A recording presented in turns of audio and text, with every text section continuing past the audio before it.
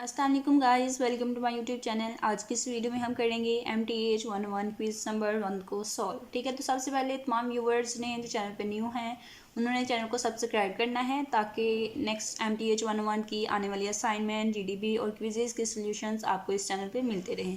हम स्टार्ट करते हैं क्विज़ को। तो जो सबसे पहले हमारे पास MCQs है वो क्या है कि the derivative of f of x equal है x ln x can be found by using dash. ठीक है, तो आपने कॉन्सेप्ट को समझना है। ठीक है, अगर आपका कॉन्सेप्ट जो है वो क्लियर होगा तो आप अगर कोई भी आपको सॉल्विंग वाला डेरिवेटिव वाला क्वेश्चन आएगा तो आप उसको खुद सॉल्व कर सकेंगे। ठीक है, तो हम स्टार्ट करते हैं। क्या है कि डेरिवेटिव है हमारे पास एक एफ ऑफ एक्स फंक्शन है। क्या है कि x और ln x। ठीक है, अब हमें पता चल रहा है कि x एक अलग वैल्यू है। ठीक है, और ln x अलग है। ठीक है, इन दो वैल्यू को हम मल्टीप्लाई कर रहे हैं इस फंक्शन में। ठीक है, तो जब हम इसको सॉल्व करेंगे इस डेरिवेटिव को तो सबसे पहले हमारे पास कौन सा यहाँ पे रूल अप्लाई हो रहा है। ये रूल अप्लाई हो रहा है प्रोडक्ट का। ठीक है, x और ln x दो वैल्यू हैं, दो वैल्यू जो हैं वो आपस में मल्टीप्लाई हो रही हैं तो उनमें डॉट हो सकता है, डॉट होगा फिर भी वो मल्टीप्लाई हो रही है। अगर उनके दरमियान में कुछ भी नहीं है, ब्रैकेट्स हैं या कुछ भी नहीं है, ठीक है, फिर भी वो मल्टीप्लाई हो रही है। तो यहाँ पे कौन सा रूल लग रहा है? Product rule. ठीक है, तो यहाँ पे हमारे पास गिवन ऑप्शंस में से कौन सा ऑप्शन आएगा? प्रोडक्ट रूल का, यानी कि ऑप्शन नंबर 1 जो है वो हमारे पास इसका करेक्ट आंसर होगा कि ये जो डेरिवेटिव फंक्शन है एफ ऑफ एक्स, इसमें हम यूज़ कर रहे हैं प्रोडक्ट रूल को क्योंकि हम दो वैल्यूज़ को मल्टीप्लाई कर रहे हैं फंक्शन में।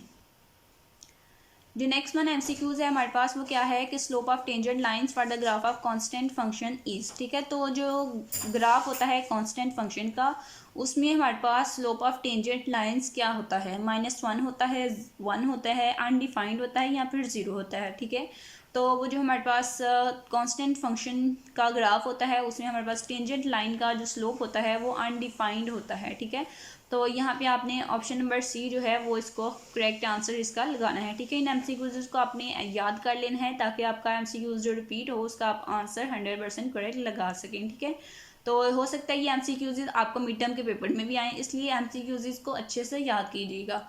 तो नेक्स्ट वन थर्ड वाला MCQs हमारे पास क्या है कि the problem of finding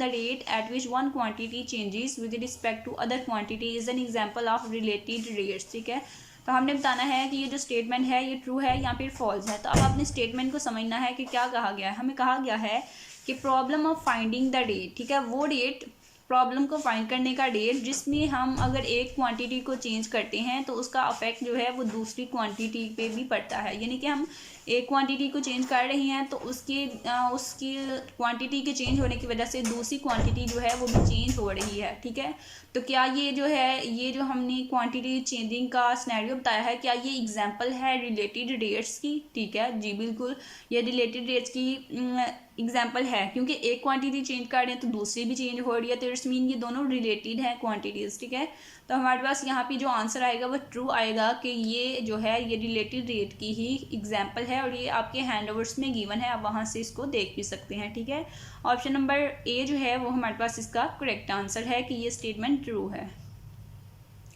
next one 4 वाला MCQs है कि the base E of natural logarithmic is. ठीक है, तो ये जो बेस ई होती है नेचुरल लोगारिथमिक की, ये रैशनल होती है या फिर इरेशनल होती है, ये हमने बताना है। ठीक है, तो ये जो ई होता है ये हमारे पास इरेशनल होता है। ऑप्शन नंबर बी जो है इसका करेक्ट और वेरीफाइड आंसर है और ये इंपॉर्टेंट MCQs है, मिड टर्म में भी अक्सर पूछा जाता है स्टूडेंट से। ठीक है, ऑप्शन नंबर बी जो है इसका करेक्ट आंसर है इरेशनल। नेक्स्ट वन MCQs है कि इफ़ y इक्वल है x की पावर n, अगर हमारे पास y जो है वो x की पावर n है तो देन उसका डेरिवेटिव जो है वो हमने बताना है कि क्या होगा। तो अब आपको उसके लिए डेरिवेटिव फाइंड करना आना चाहिए। तो डेरिवेटिव आप किस तरह से फाइंड कर सकते हैं? आपके पास एक आपके हैंडवर्ड्स में फार्मूला है कि अगर आपके पास वैल्यू है x की पावर n, ठीक है, तो आपने उसको किस तरह से सॉल्व करना है? आपने n जो ऊपर पावर होगी उसको स्टार्टिंग में लिखना है। ठीक है, तो हमने n जो है उसको स्टार्ट पे लिख लिया, फिर जो पावर होती है उसमें से हम पावर में से एक माइनस कर देते हैं, यानी कि हमारे पास पावर शुरू में, फिर x और फिर उस पावर में से एक माइनस, तो क्या बनेगा? n शुरू में, फिर x, फिर n-1, यानी कि यहाँ पे जो हमारे पास ऑप्शन आएगा वो ये होगा ऑप्शन नंबर डी। ठीक है, पावर n शुरू में, फिर x और फिर पावर जो n है उसमें से एक माइनस कर देना है 1, तो n-1। ऑप्शन नंबर डी जो है वो आपके पास इसका करेक्ट आंसर है। नेक्स्ट वन MCQs है, उसमें भी अगेन हमने वही फार्मूला डेरिवेटिव जो है फाइंड करना है। वहाँ पे हमारे पास जो वैल्यू थी वो चेंज थी, वो xn थी और यहाँ पे ln u है, ठीक है। तो इसका डेरिवेटिव जो है वो क्या आएगा, इसका डेरिवेटिव हमारे पास ऑप्शन नंबर बी आएगा और 100% करेक्ट एंड वेरीफाइड आंसर है, ठीक है। नेक्स्ट वन जो हमारे पास MCQs नंबर 8 है वो क्या है कि the function f is said to be concave down, ठीक है। फंक्शन जो है हम उसको कनकेव डाउन कहेंगे ऑन ए बी अगर डैश ऑन दैट इंटरवल, ठीक है। अगर हम कोई फंक्शन है f उसको हम कहेंगे कि ये ए बी पर कनकेव डाउन है अगर डैश ऑन दैट इंटरवल, अगर उस इंटरवल पर डैश होगा, ठीक है। तो यहाँ पे हमने उस जो फंक्शन है वो हमने बताना है कि यहाँ पे जो करेक्ट आंसर है वो है थर्ड वाला, ठीक है। MCQs नंबर 3 कि अगर जो है हम किसी फंक्शन को कहेंगे कि वो ए बी पर कनकेव डाउन है अगर f का उस फंक्शन का डबल डेरिवेटिव ऑफ x जो है वो छोटा होगा 0 से, तो हम कहेंगे कि वो फंक्शन जो है वो ए बी पर कनकेव डाउन है, ठीक है। अब यहाँ पे आप समझें कि ये स्टेटमेंट है हमारे पास कनकेव डाउन की थी, तो हमने कहा कि MCQs नंबर 3 जो है वो करेक्ट है, यानी कि जब f का डबल डेरिवेटिव लेस देन 0 होगा तब कनकेव डाउन होगा। अगर आपसे पूछा जाए कि कनकेव अप, ठीक है, तो कनकेव अप के लिए आपके पास कौन सा आंसर होगा, आपके पास होगा आंसर नंबर 4। कनकेव अप तब होगा जब f का डबल डेरिवेटिव जो है वो ग्रेटर होगा 0 से, ठीक है। तो कॉन्सेप्ट जो है वो आपने समझना है ताकि अगर आपकी स्टेटमेंट थोड़ी सी चेंज हो, यहाँ हमें कनकेव डाउन का पूछा गया है, अगर आपको कनकेव अप का पूछा जाए तो आप उस हिसाब से भी उसको लगा सकें। नेक्स्ट वन MCQs नंबर 9 है, let f be defined on an interval and x1 x2 are 2 points in that interval, ठीक है। f जो है वो हमारे पास एक इंटरवल है, इंटरवल पे डिफाइंड है, ठीक है, और उस इंटरवल के पॉइंट्स क्या हैं x1 और x2। देन अगर f जो है वो डिक्रीजिंग है, ठीक है, वो f ऑफ x1 ग्रेटर है f ऑफ x2 से और फंक्शन जो है वो उस इंटरवल पे डिक्रीज कर रहा है, तो व्हेन एवर जब, ठीक है। तो यहाँ पे हमने करेक्ट बताना है कब होगा, ठीक है। तो यहाँ पे ये देखें f इंटू x1 ग्रेटर है f इंटू x2 से, डिक्रीज कर रहा है, तो फिर x1 जो है वो छोटा होगा x2 से, ठीक है।